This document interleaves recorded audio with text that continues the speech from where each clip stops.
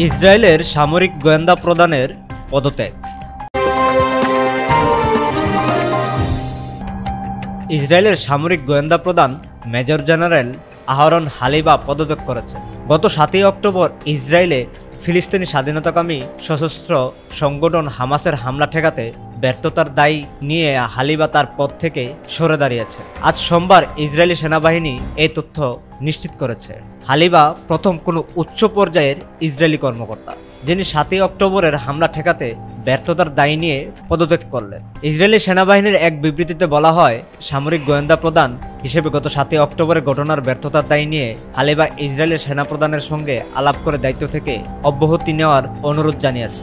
সিদ্ধান্ত হয়েছে নিয়ম অনুসারে ও পেশাগত প্রক্রিয়া মেনে উত্তরসূরি নিয়োগের পর হালিবা তার দায়িত্ব ছেড়ে দেবেন। তিনি অবসরে যাবেন। ইসরায়েলি সামরিক বাহিনীতে 38 বছরের পেশাগত জীবনে হালিবার পদত্যাগপত্রে তিনি 7 অক্টোবর হামাসের হামলা ঠেকাতে ব্যর্থতার দায়ী নেওয়ার কথা উল্লেখ করেছেন। ইসরায়েলি সেনাবাহিনী সাংবাদিকদের হালিবার পদত্যাগপত্রের একটি অনুলিপি দিয়েছে।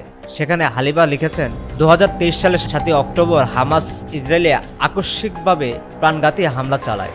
এ ঘটনার ক্ষেত্রে তার নেতৃত্বাধীন সামরিক গোয়েন্দা বিভাগ অর্পিত দায়িত্ব পালন করতে পারেনি। তখন থেকে তিনি এই কালো দিনটিকে তার সঙ্গে বয়ে বেড়াচ্ছেন। তিনি দিনের পর দিন, রাতের পর রাত এই যন্ত্রণা বয়ে বেড়াচ্ছেন। ভয়াবহ এই যন্ত্রণা তিনি আজীবন বয়ে বেড়াবেন। হালিবা তার পদত্যাগপত্রে এই হামলার ঘটনা নিয়ে পক্ষানুপক্ষ তদন্তের আহ্বান জানিয়েছেন।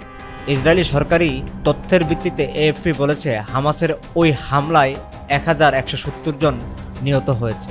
জবাবে সেই দিন থেকে ফিলিস্তিনের গাজা উপত্যকায় পাল্টা হামলা শুরু করে ইসরায়েল। গাজার স্বাস্থ্য মন্ত্রণালয়ের হিসাব অনুসারে চলমান ইসরায়েলি হামলায় নিহত মানুষের সংখ্যা 34,000 ছাড়িয়ে গেছে।